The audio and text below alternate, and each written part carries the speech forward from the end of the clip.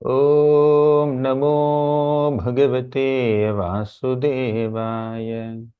We are reading from Srimad Bhagavatam, Canto 7, Chapter number 4, Text number 24. Teshamāvirabhūdvāni Ārupa Meghanishvana Sannādayanti Kakubhaham Sadhunam Abhayankari. Translation and purport by His Divine Grace A.C. Bhaktivedanta Swami Prabhupada. Then there appeared before them a transcendental sound vibration emanating from a personality not visible to material eyes. The voice was as grave as the sound of a cloud, and it was very encouraging, driving away all fear. Next also we have to do 25, no purport. I'll read the translation. I can scroll down. The voice of the Lord vibrated as follows. O best of learned persons, do not fear. I wish all good fortune to you. Become my devotees by hearing and chanting about me and offering me prayers. For these are certainly meant to award benedictions to all living entities. I know all about the activities of Hiranyakashipu and shall surely stop them very soon. Please wait patiently until that time. Purport. Sometimes people are very much eager to see God. In considering the word Mad Darshanam, seeing me, which is mentioned in this verse, one should note that in Bhagavad Gita the Lord says Bhaktya Mam Abhijanati. In other words, the ability to understand the Supreme Personality of Godhead or to see Him or talk with Him depends on one's advancement in devotional service, which is called Bhakti. In Bhakti, there are 9 different activities: Shravanam, Kirtanam, Vishnoh, Smaranam, Padasevanam, Archanam, Vandanam, Dasyam, Sakhyam, Atmanivedanam. Because all these devotional activities are absolute, there is no fundamental difference between worshipping the deity in the temple, seeing Him, and chanting His glories. Indeed, all of these are ways to seeing Him. For everything done in devotional service is a means of direct contact with the Lord. The vibration of the Lord's voice appeared in the presence of all devotees, and although the person vibrating the sound was unseen to them, they were meeting or seeing the Lord because they were offering prayers and because the vibration of the Lord was present. Contrary to the laws of material world, there is no difference between seeing the Lord, offering prayers, and hearing the transcendental vibration. Pure devotees, therefore, are fully satisfied by glorifying the Lord. Such glorification is called Kirtana. Performing Kirtan and hearing the vibration of the sound Hare Krishna is actually seeing the Supreme Personality of Godhead directly. One must realize this position, and then one will be able to understand the absolute nature of the Lord's activities. Hare Krishna. This section, these few verses that we just read, are describing the Devatas' attempts to request Lord Vishnu to do something about Hiranyakashipu. So Hiranyakashipu received benedictions from Lord Brahma, and he became very powerful because Brahma has given very special boons to Hiranyakashipu. He cannot be killed during the daytime, during the night time, in the house or outside the house, or on the land, in the sky. He cannot be killed by any weapon or a human being or an animal or a devata or anyone who is within the creation. So here Hiranyakashipu became very powerful. Generally, these I can't see anyone here. Everybody kept their video off, so I'm alone here. That's all right, no problem. Up to you. Hiranyakashipu received so many boons by worshipping the Lord, by doing meditation for such a long time, by controlling his mind and senses for such a long time. They exhibit so much of sense control to get boons, but as soon as they get boons, they give up their sense control. They become victims of uncontrolled senses. That's the nature of material austerities. Okay. So, materialistic austerities that are intended to get some material boons induce only sense gratificatory desires. Whatever sense control, mind control that these people exhibit uh, during their worship, during their meditation, is only a means for them to enjoy exaggerated sense gratification as soon as uh, the boon that they wanted has been achieved. But bhakti is totally different. In bhakti yoga, in the process of devotional service, we see that devotees practice Shravanam, Kirtanam, Smaranam, Padasevanam. At this moment, one may not have so much of affection and attraction towards the Lord, but still, as a practice, they chant the holy names. They may not be getting tears from their eyes while chanting the holy names. They may not be having hair standing on end while hearing Krishna Katha in the practice stage. In the neophyte stage, in the preliminary stage of bhakti, one may not exhibit all kinds of ecstatic symptoms. However, when one continues the path of bhakti, when one continues to render devotional service in practice, naturally they will develop that taste for bhakti, they will advance in bhakti, and they uh, will not leave the process of bhakti even after perfection. But all these materialistic austerities are totally different. They perform austerities not to eternally continue austerities. As soon as the boon is achieved, forget austerity, forget sense control, forget mind control. Let's become a slave of senses. That's what Hiranyakashipu did. But bhakti is not like that. The goal and the means are same. The activities that we do during sadhana stage, we will continue to do the same activities in saddha stage also. After attaining perfection in bhakti also. But at that time, the kind of activities that we do are filled with love for Krishna. Now we are trying to cultivate that love. Once we cultivate that love, we continue the same activities. Shravanam will continue, Kirtanam will continue, Smaranam will continue, Padasevanam will continue. So now Hiranyakashipu performed so many austerities and he got a lot of boons. And he occupied the heavenly kingdom, and he also started tormenting all the devatas. And finally, all the devatas were unable to bear this torture, and they went to the Supreme Lord, Vishnu, and requested him, "Can you please do something about it?" The Lord said, "I am already aware of your problems." Okay. Even before we express our problems to the Lord is aware of the problems. And when the right time comes, the Lord actually addresses these issues. That does not mean we don't offer prayers. Prayer is an opportunity for us to express our devotion to the Lord. Calamity is an opportunity for us to offer prayer to the Lord. Right? So we need to uh, learn this art of utilizing all kinds of pleasant and unpleasant situations in life as opportunities to come closer to Krishna. It's a happy moment, go to Krishna, thank him.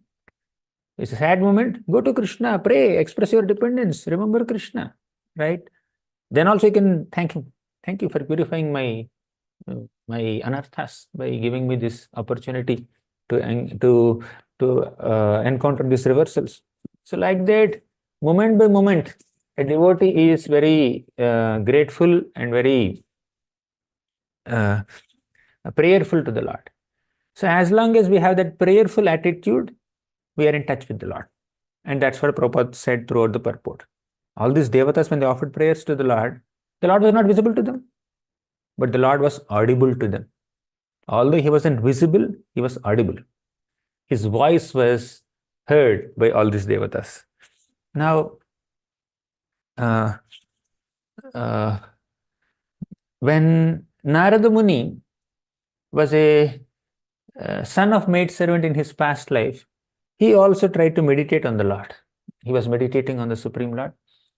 Uh, According to the process that was taught to him by all the great sages, Bhaktivedanta sages, he was sitting under a tree on the bank of a river, lake, and then he was meditating, and he was able to see the Lord for a few moments.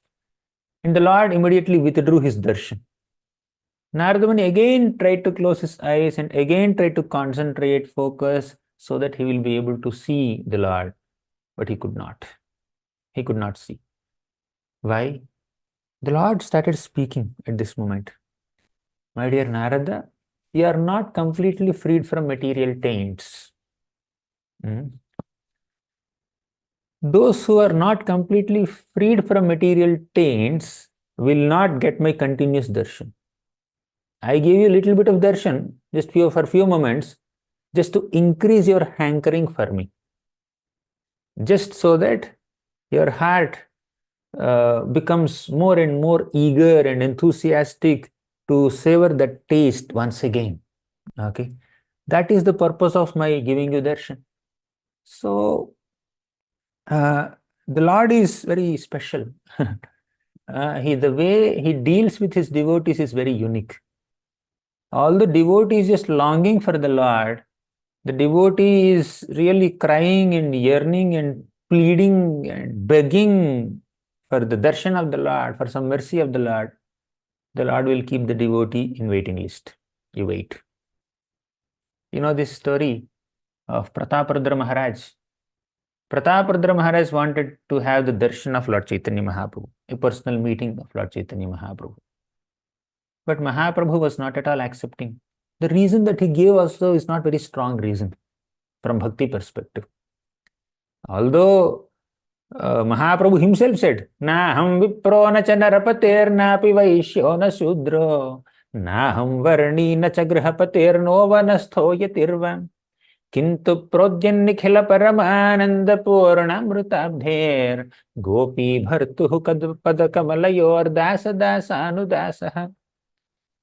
Mahaprabhu said, I am not a Brahmana, I am not a Kshatriya, I am not a Vaishya, I am not a Shudra. Mahaprabhu said, I am not a Grihastha, Vanaprastha, Brahmachari, Sannyasi. I am Gopi Bhartuhu Padakamalayor Dasa, Dasa, Dasa, Dasa, Dasa, Dasanudasaha. I am servant of the servant of the servant of the servant of the gopis, of the master of the gopis of Vrindavan. Tvad Bhritya Bhritya Paricharaka Bhritya Bhritya Bhrityasya Bhritya Itivam Smara Lokanatha. He said that. But here Mahaprabhu is over-identifying himself as a sannyasi, not as Dasanudas of the gopis. So he is identifying himself as a sannyasi. I am a sannyasi and he is a king, Kshatriya. He is a wealthy man. He is a man of dollars and rupees. So I will not meet him. What happened to your shloka? Naham vipro na chanarapatir napi vaishyo na sudro. And Mahaprabhu is saying that, oh, let Prajapatra Maharaj be on the waiting list. I will not give him darshan. Okay. Not waiting list. He said, I will never see him. Who is recommending? Nityananda Prabhu is recommending. Sarvabhaum Bhattacharya is recommending. Ramananda is recommending. When such exalted devotees are recommending, still Mahaprabhu says, I will not give him darshan. Because he is a king, I am a sannyasi. He is over-identifying himself as a sannyasi, apparently. Why? Just so that we understand the glories of Prataparudra Maharaj. Prataparudra Maharaj was ready to give up his kingdom. If my being a king is an obstacle for me to see the beautiful form of Lord Chaitanya Mahaprabhu, to get the mercy of Lord Chaitanya, to get a private audience of Lord Chaitanya, let me give up this kingdom.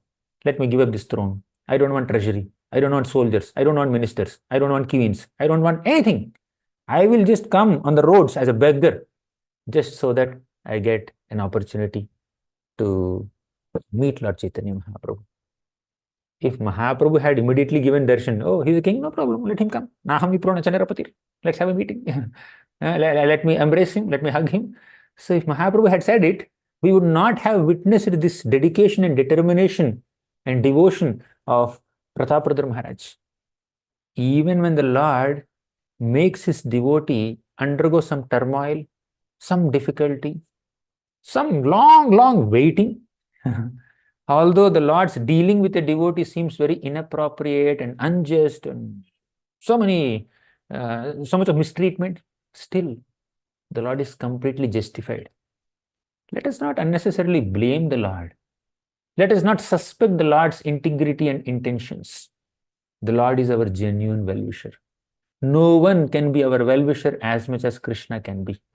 Bhoktaram yagna tapasam sarva loka maheshwaram suhrudam sarva bhutanam gnatva mam shanti mrichyati.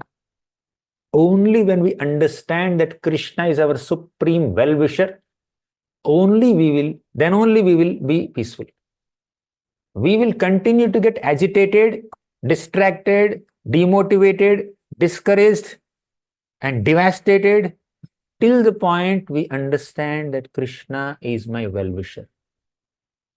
We will be peaceful, we'll be pacified, we'll be happy, we'll be calm, we'll be cool, only when we are completely convinced that Krishna is my well-wisher.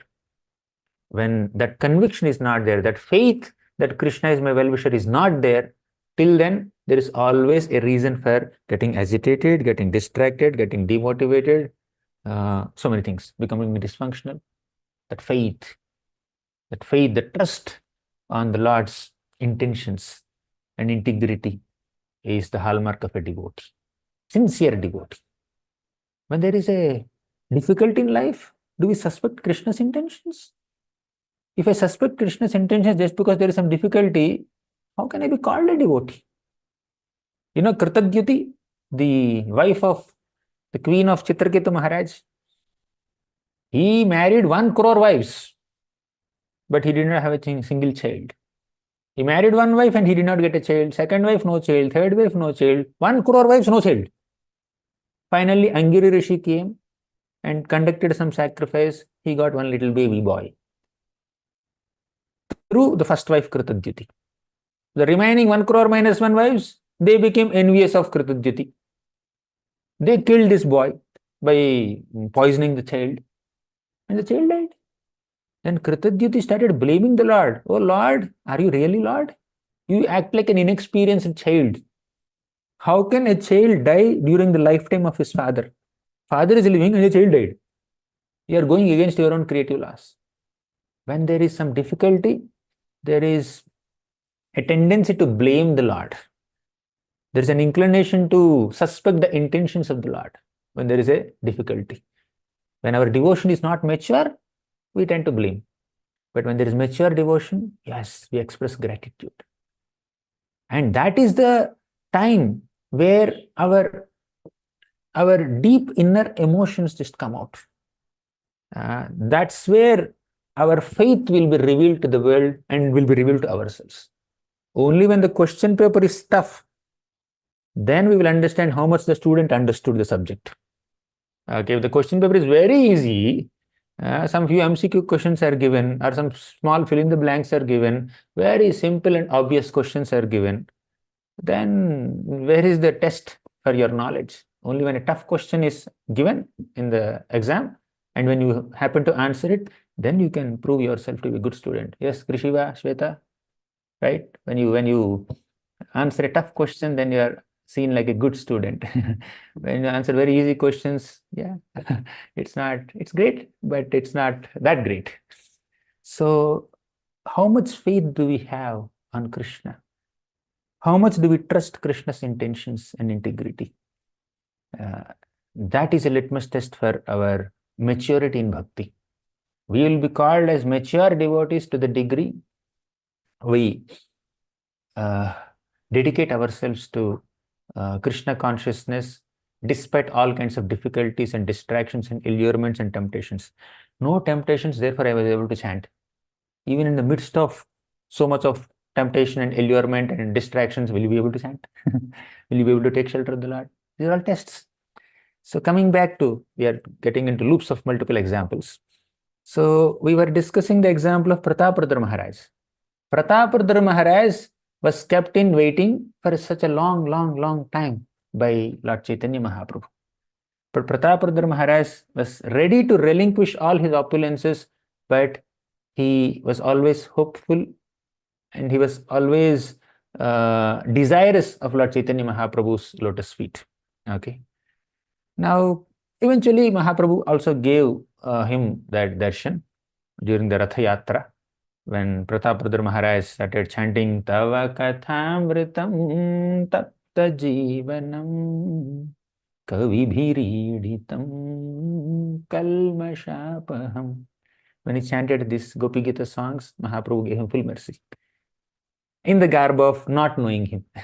Because Pratapadra Maharaj came and started singing Gopi Gita, Mahaprabhu became very impressed and asked him, "Who are you? Who are you?" Then Pratapadra Maharaj has to say the truth. I'm the king. I'm the king.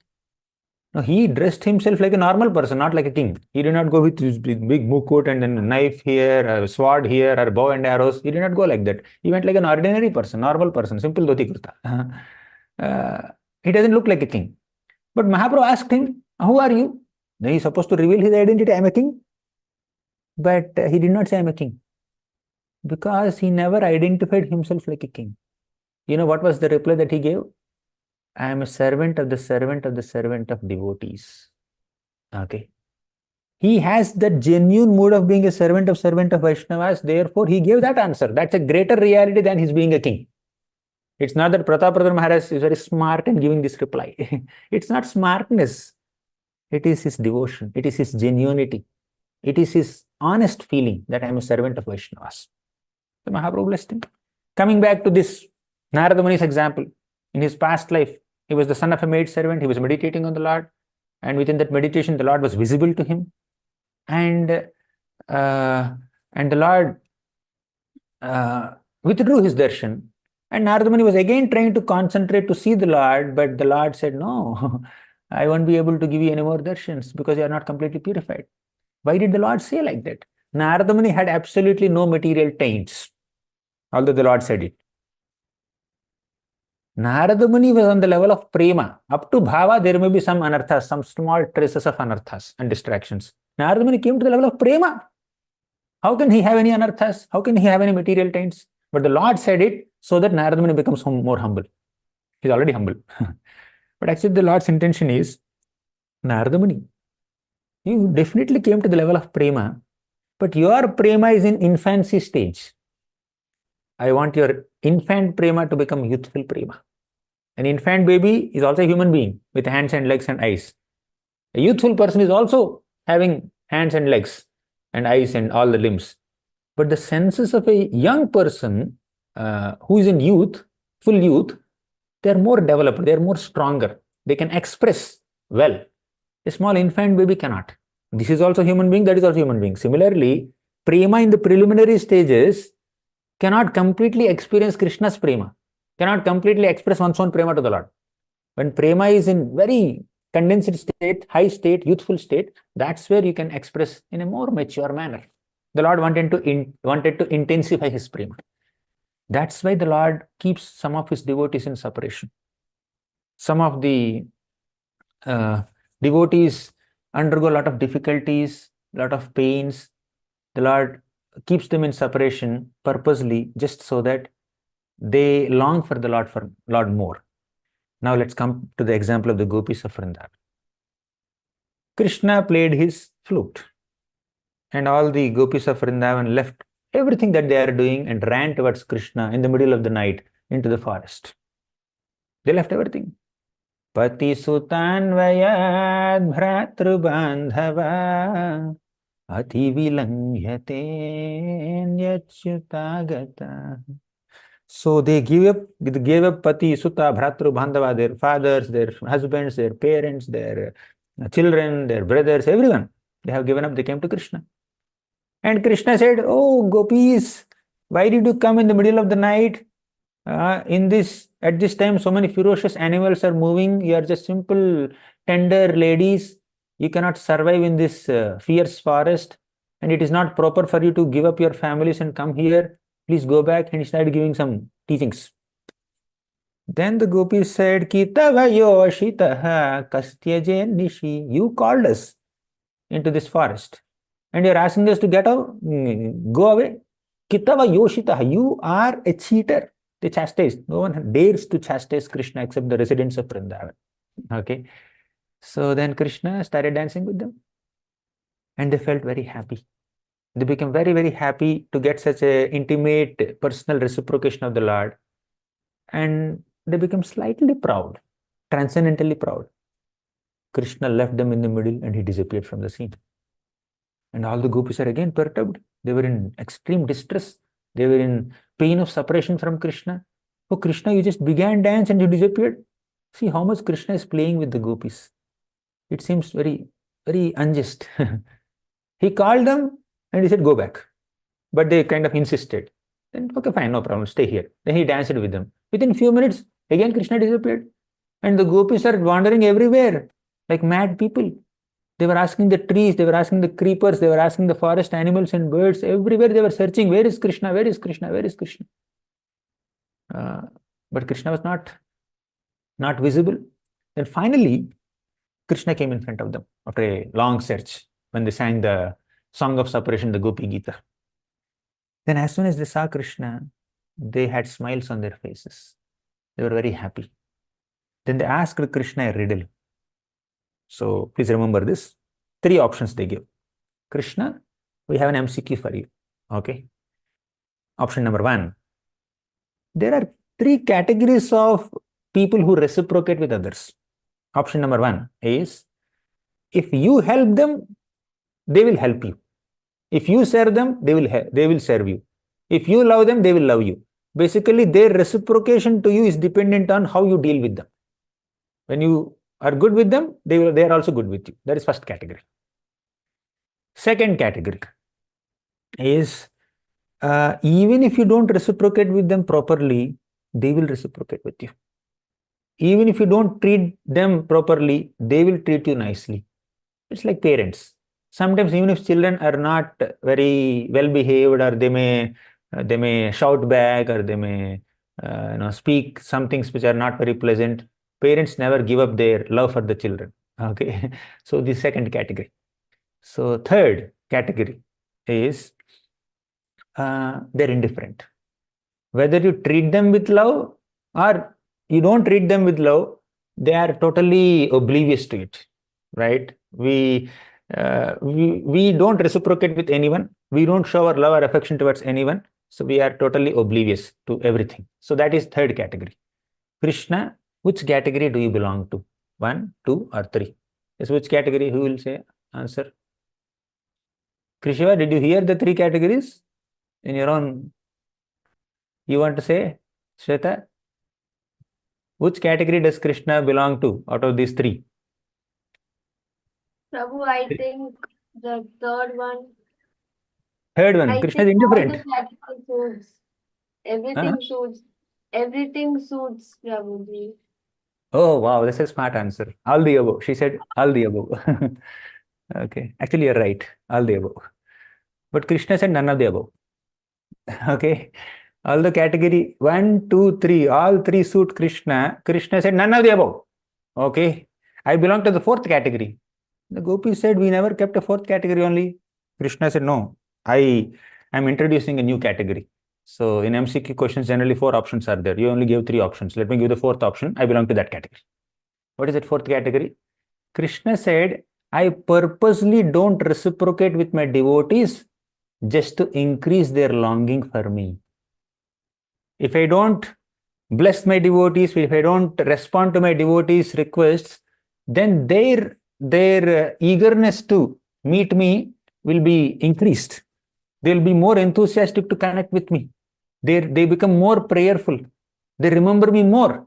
I purposely keep my devotees in separation by not reciprocating with them, although they deserve reciprocation. I belong to the 4th category. All the gopis of Vrindavan had smiles on their faces. But actually, even 4th category is not correct. There is 5th category. So Krishna belongs to the 5th category. This we are introducing. So 4th category Krishna introduced. 5th category we are introducing. What is it 5th category? Actually, Krishna only said it after some time. Not immediately, but after some time. Naparayeham niravadya samyujam. Krishna said, my dear gopis, I don't have the ability to reciprocate with you. Because the kind of service that you have done to me, the kind of commitment and dedication that you showed in your relationship with me, in your service to me, is so much, so immense that I don't have the ability to completely reciprocate with your devotion. I feel completely bankrupt. I don't have the ability to repay my debt to you.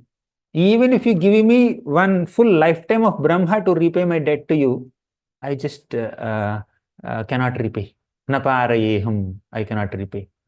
His Holiness Shivaram Maharaj writes a book, such a big book. The title is Naparayeham. Naparayeham is the title of the book. So I cannot repay you. That's the title of the book. So Krishna feels completely bankrupt and incapable of sufficiently reciprocating with the amount of service and the devotion that is exhibited by the gopis of Vrindavan. Okay, Krishna belongs to the fifth category. Actually speaking, Krishna belongs to all five categories. Krishna belongs to all five categories. What Shweta said is correct. She said all the above, right? First, what was the first category? If you reciprocate and if you approach him in a certain way, Krishna will reciprocate in a similar way. That is correct, definitely. Ye yathama prapadyante tamstataiva bhajamyaham. If you approach him in a certain way, Krishna will reciprocate accordingly. Therefore, Krishna belongs to first category. That's correct. Second category. What is second category? Even if you don't reciprocate, even if you don't worship, even if you don't approach Krishna with love and affection, Krishna will show love and affection. Ishvaraha sarva bhutanam hriddeshe arjuna tishtati. Even if living beings commit so many sinful activities, still Krishna agrees to stay within their hearts as super soul. Krishna as super soul is present in a pure devotee's heart also, in a materialistic person's heart also, in an animal's heart also, in a bird's heart also, in a human being's heart also, in Devata's heart also. Right? He's there in everybody's hearts. He's equal. Right? He has affection. He has affection towards everyone. So therefore, Krishna is Krishna belongs to second category also. Clear? How does Krishna belong to third category? How is it justified? How can Krishna be indifferent? Kunti Maharani says this in her prayers. She says, Namo akinchana vittaya nivritta guna vrittaye atma ramaya shantaya kaivalya pataye namaha. Atma ramaya shantaya. Krishna is self-satisfied. He doesn't need your worship. He's indifferent. Whether you give him a plate full of jewels or a handful of poha, sweet rice, flat rice, not sweet rice, flat rice, whether your offering is very meager or expensive, Krishna is not impressed with this. He remains neutral. He remains indifferent. He is not dependent on our worship. And especially, he is indifferent or Atmaram or Shanta to people who are monists, impersonalists, who don't consider him having a form. You don't consider me having a form? No problem, fine, no problem. I'll remain like this, you remain like that. He's indifferent, he's neutral. Krishna says, he says that, Naham prakashah sarvasya yoga maya samavritah. I am not obliged to reveal myself or prove my existence in front of a person who has a tendency to challenge my existence. Some people say, God doesn't exist. Okay, let them say.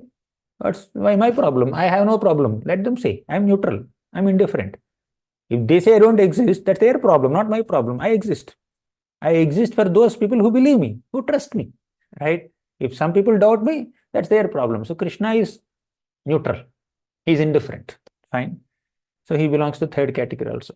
Fourth category, definitely Krishna created a situation of separation between himself and the gopis, and himself and Narada Muni in his past life. In many situations, Krishna created a situation of separation between himself and his devotees, just so that the devotees pray to Krishna more intensely.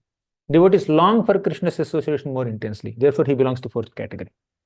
But only in the case of gopis and Vrajavasis, Krishna belongs to fifth category. Krishna feels himself incapable of sufficiently reciprocating with the gopis of Vrindavan. Krishna further says that I am not capable enough to reciprocate with your love and affection, but you be satisfied with whatever devotion you have. Swasadhu krityam whatever devotion that you showed, whatever service that you have done to me, you be satisfied with that. What does it mean? When we sincerely render service to Krishna, when we serve Krishna selflessly, without any motivations, without any interruptions, that uninterrupted, unmotivated service to Krishna can completely satisfy our hearts. And in comparison to this satisfaction, there is no other means for satisfaction. The best way to derive spiritual satisfaction of heart is only to hear Harikatha, only to selflessly serve Krishna. Okay. And Prabhupada also writes these 9 processes of bhakti in the purport. Shravanam, Kirtanam, Vishnu, Smaranam, Pada Sevanam. When we do them sincerely, the kind of satisfaction that we get by doing all these activities sincerely is the highest satisfaction available in the cosmos, and even Krishna does not have anything else to give us. All of us should aspire for that satisfaction of heart. Now, in this context, when Hiranyakashipu is torturing the Devatas and all the people in this universe, all of them are praying to the Lord, "Oh Lord, please protect us, please protect us." Then the Lord spoke to them. Although the Lord was not visible to them, the Lord spoke to them. Prabhupada writes in the purport. You can see there are a couple of statements where Prabhupada said that seeing the Lord and hearing the Lord or remembering the Lord, all of them are on same plane. Sometimes the Lord may give us darshan and we are connecting with the Lord. Sometimes the Lord may not give darshan, but the Lord becomes audible to us. We will be able to hear the Lord. That is also fine. So where is that? Here. There is no difference between the 4th line from bottom. Contrary to the laws of material world, there is no difference between seeing the Lord, offering prayers, and hearing the transcendental vibration. So these devotees were unable to see the Lord, but they were offering prayers and the Lord is hearing them. The Lord is speaking to them and they are able to hear. So hearing from the Lord or hearing about the Lord is equal to seeing the Lord, is equal to meeting the Lord. Krishna says in Bhagavad Gita, when we trust Krishna's words in Bhagavad Gita, Yoga Kshemam Vahamyaham, Krishna is personally speaking to us. So we will be able to perceive the personal presence of Krishna to the degree we read Bhagavad Gita with sincerity. We hear Krishna's pastimes with sincerity. Then we will be able to see Krishna's presence in every page of Srimad Bhagavatam. Prabhupada writes, how to see Krishna's presence in every page of Srimad Bhagavatam? By following this sincere process of dedication, sincerity in whatever devotional activities that we are doing. And Prabhupada also brings it down to pure eating, sleeping, mating, defending. So once we are pure in our basic regulative principles, then we will come to the mode of goodness, and at that level we start following the process of bhakti. Then we will be able to see Krishna in every page of Bhagavatam. So Prabhupada is also writing here. He is emphasizing on the importance of absorbing ourselves in all these elements of bhakti. Now, what is the effect of hearing from the Lord or hearing about the Lord? There is one beautiful shloka in the 3rd canto. Ashesha sanklesha shamam vidhatte gunanuvada shravanam murare kimva punastacharana ravinda paraga seva ratiratma labdha. Ashesha sanklesha shamam vidhatti. Ashesha means unlimited. Sanklesha means lot of difficulties. Shamam vidhatte. All kinds of miseries and difficulties are completely eradicated when we hear Harikatha. Ashesha sanklesha shamam vidhatte gunanuvada shravanam murare. When we hear the qualities of Krishna, all difficulties are completely eradicated. No, you are hearing about Krishna. So many devotees have been hearing about Krishna for several years. Are you experiencing a situation where you are unaffected by, or where you are not seeing any calamity in life? Yes, there are calamities. Calamities continue to exist in the life of a Bhagavatam reader or a materialistic person. They exist. But these calamities don't overwhelm the heart of a devotee. because a devotee is experiencing prema of Krishna. Therefore, devotees are unaffected by the tribulations of this world. Okay. तादृक् प्रेमधरानुरागमधुना मत्तायमानं tu me. When a devotee tries to remember Krishna and tries to absorb oneself in Shravanam, Kirtanam, Smaranam, and all these activities of Krishna, the Krishna conscious activities, to that degree, devotee is unaffected by the difficulties of this material world. The temptations and tribulations of this material world cannot affect a devotee who is absorbed in the devotional activities of Shravanam, Kirtanam, Smaranam. Okay. So we should not complain that Krishna is not visible to me. Krishna personally taught Bhagavad Gita to Arjuna. Now, no one is there to teach me. I am not being personally taught by Krishna. Arjuna's privilege, he can be Krishna conscious, I cannot be Krishna conscious. No, when we are reading Bhagavad Gita, Krishna is personally talking to us. When we are reading Bhagavatam, Sukadeva Goswami is personally speaking to us, provided we have that consciousness. Okay. So that's what Prabhupada is encouraging us. Please be prayerful. When you offer prayers, you are connecting with Krishna. Okay. When we are hearing Harikatha, we are connecting with Krishna. We are feeling the presence of Krishna. Asesha sanklesha shamam vidhatte gunanuvada shravanam murare. After doing shravanam, what are we supposed to do? We have to do seva. So by hearing, we gather a lot of knowledge. But how will that knowledge be converted into realization? We hear so much. We gather so much knowledge and we fill our books with so much of notes. We make so much notes. But how will these notes enter the heart? Okay. How will all these points will manifest in the heart? How will we assimilate, absorb, internalize, realize them, and put them in practice? How will we be able to effectively respond maturely on the spur of the moment? The answer is when we render service to devotees. Service will give us an opportunity to put all the teachings that we are gathering through hearing into practice. So even in schools also, the teacher may give some lesson, give a lecture, science, something is taught, chemistry is taught in the classroom, but there's a chemistry lab, so that you mix all the chemicals and see the effect. What is the effect of this mixture? How much proportion should we mix these two chemicals to get this effect? When we personally see, practically see it, then we will understand it better. So, of course, some things we should not practically experience to understand them. Just like Prabhupada gives this example, somebody steals money from others and the person is arrested. Okay, is kept in jail for a while. Then he will understand, oh, stealing is bad. We don't have to steal personally to understand that stealing is bad. We can just hear what happened to the thief and then we can understand it. So that kind of understanding we should gain. But some things must be practically seen. So stealing is bad, I will be arrested. Just by hearing you can understand.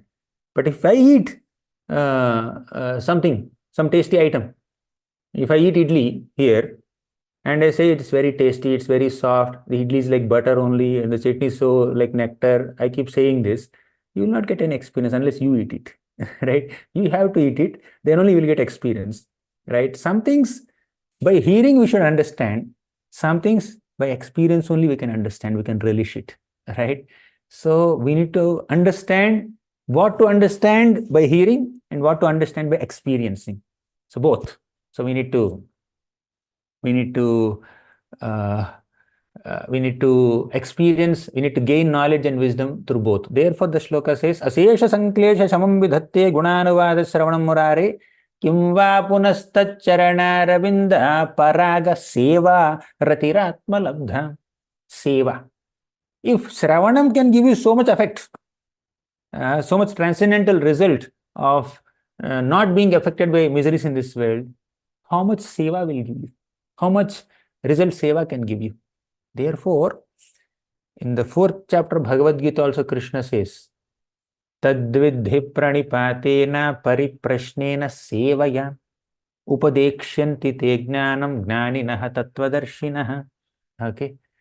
So pranipata, be respectful and submissive in front of your spiritual teachers. Then ask pariprashna. In such a humble mood, submissive mood, you ask questions, relevant questions, not tangential questions, relevant questions. Okay. Then after that, you should do seva. Pariprashnena sevaya. Once you render service, your understanding of the answer is complete. If service is not there, answer we understand, and it goes into intelligence only. It doesn't get into the heart, and it doesn't manifest in our actions, right? So pariprashna, seva, and pranipat, submissiveness, all three are required to get a complete knowledge and wisdom and realization. Okay. So service is repeatedly emphasized. Now all these devotees are engaged in multiple services to the Lord, to the Vaishnavas. Therefore, they are getting opportunities to apply all these principles. Sometimes we ask a question. After some time, we ask the same question again. After a few months. Why? We already got the answer, a logical answer, but we could not retain it. We could not assimilate it. We could not apply it because we did not accept the opportunity of seva, service. Service gives us an opportunity to either demonstrate the qualities, Vaishnava qualities, or develop Vaishnava qualities. We hear in Bhagavad Gita, amanitvam, adambhitvam, ahimsa, kshantirarjavam, acharyopasanam, shaucham, sthiryam, atmavinigraha. So we keep hearing all these glorious qualities, but we may not be able to put them in practice. But when we are doing service with other devotees, that service gives us an opportunity to either develop these qualities or demonstrate these qualities if we have them, if we have already developed. Okay. So then, but beginning is Shravana. Okay. And in this current context, when all the devatas are offering prayers to the Lord is not visible but audible. The Lord said that I already understood what you are going through. Even when Brahma also in the beginning of creation, when he was meditating on the Lord, he was anxious, what am I supposed to do now?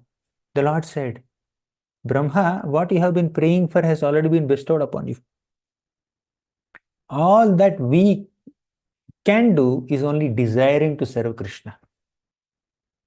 But the necessary facility and empowerment and assistance to execute that service comes from Krishna. We know this example of Dhruva. Dhruva looked at the Lord after 6 months of his tapasya, and he immediately wanted to offer prayers to the Lord. Fine. Then Dhruva did not have the necessary vocabulary or experience to offer prayers. What did the Lord do?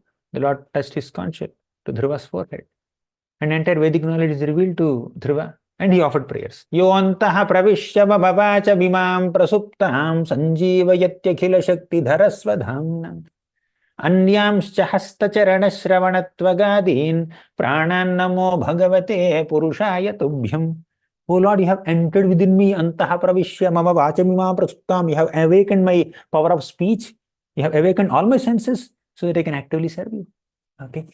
So the Lord has been very kind enough upon several devotees, and he is the one who has given them the opportunity, facility, and assistance to do a lot of services.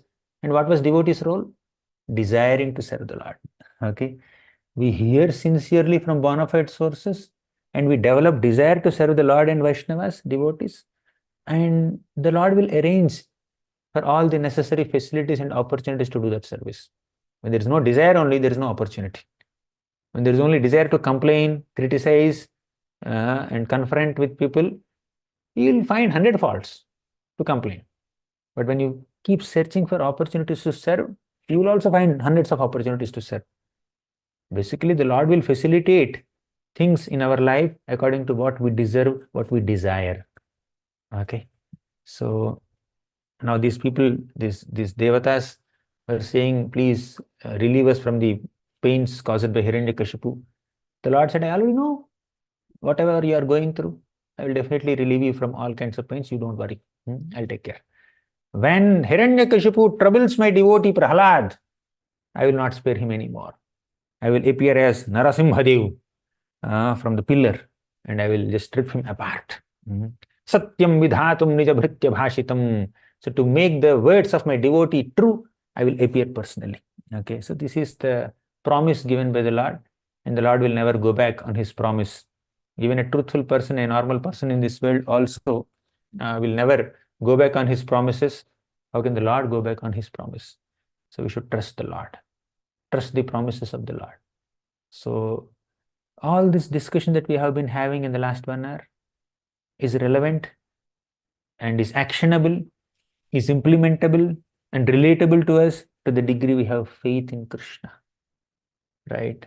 Faith or Shraddha or trust in Krishna's intentions and Krishna's integrity is that uh, way by which we are able to access all the blessings of the Lord. So the Lord reciprocates according to the degree of our faith. When we keep doubting the Lord's intentions, then the Lord says, okay, fine, no problem. We have some time, some more time to go. Okay, so with this, I'll conclude. Thank you very much. Granthara Srimad Bhagavatam ki jai, Srila